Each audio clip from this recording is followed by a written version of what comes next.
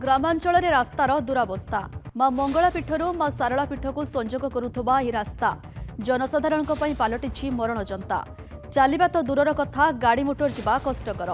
पुरी जिला काकटपुर निर्वाचन मंडली नयाहाट्रु शिखरघाट संजोग करुवा रास्तार दुरावस्था कहले न सरे। नयाहाट्रु धुमाल नरसिंहपुर बेतंडा दे शिखरघाट पर्यंत रास्ता अति शोचनीय अवस्था रही। स्थानीय ग्रामवासी काकटपुर भुवनेश्वर मुख्य रास्ता नयाहाट ठारे रास्ता अवरोध करिसेंती। आंदोलनकारी अधिक आलोचना करिसेंती आम कोणार्क प्रतिनिधि मानस खंडवाल। जनसाधारण यातायात सरकार नूतन रास्ता तैयारी करुछंती किंतु दीर्घ वर्ष हम ये जो रही नुआहाट ठारू शिखरघाट पर्यंत पाखापाखि 5 किलोमीटर रास्ता एबे पालटिची मरण जनता जहाकु नहीं स्थानीय बासिंदा एबे रास्ता रोक करी प्रतिवाद करुछंती। तेबे आमे आसी पहुंचीचु पुरी जिला नुआहाट स्थित मुख्य बजार जोठी आपण सीधा सड़क दृश्य देखिपे शह शह संख्यार स्थानीय बासिंदा माने हाथ में फ्लाकार्ड धरी बैनर धरी प्रतिवाद करुछंती। नयाहाट शिखर रास्ता साजिची मरण जनता यही प्रतिवाद धारणा बसुंट स्थानीय बासिंदा। तेबे आम सहित स्थानीय बुद्धिजीवी जोड़ी हेलेनी सीधा सड़क प्रतिक्रिया नहीं जावा।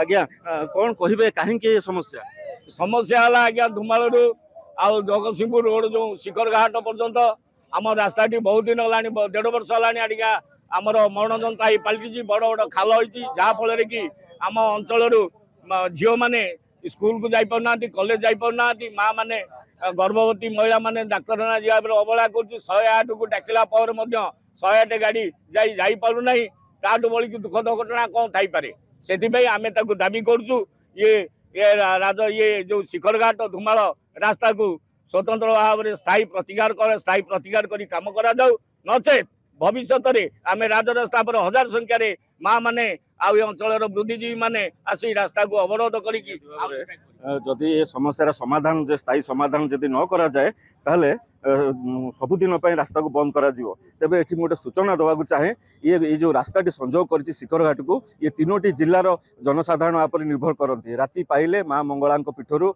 माँ सारला पीठ को एकमात्र ये गमनागमन ये रास्ता आज दीर्घ वर्ष हम खालखमार परिणत हो रही जहाँफल कि सबुदिन प्राय दुर्घटना घटुची। तेबे आम सहित लोकप्रतिनिधि अभिसिंह जोड़ी हेलानी सहित अधिक आलोचना करवा। आज्ञा ये गोटे मुख्यमंत्री जो अच्छा राज्यर उपमुख्यमंत्री अच्छा प्रभाती परिड़ा निज गाँ दृष्टि पड़ूनी।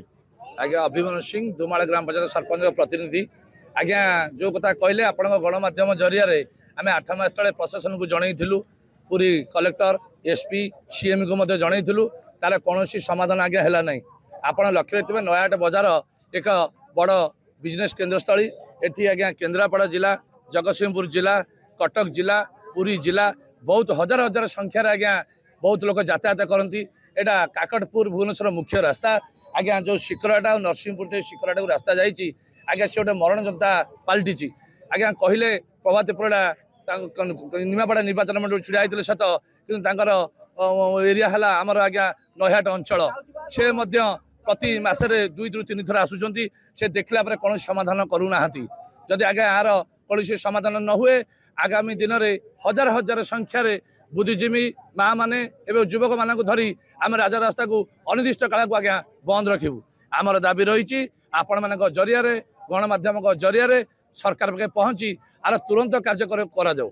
कहीं आंदोलन ये आंदोलन होमर पूर्त विभाग नरसिंहपुर 3 किलोमीटर रास्ता हूँ कोणार्क पूर्त विभाग आम पूर्त विभाग जाकि भेटलु 3 थर पूर्त विभाग जे कहले यार टर्म पूरीनी आमको 3 थर 5 थर भंडेले आम निराश होगी फेरिलु।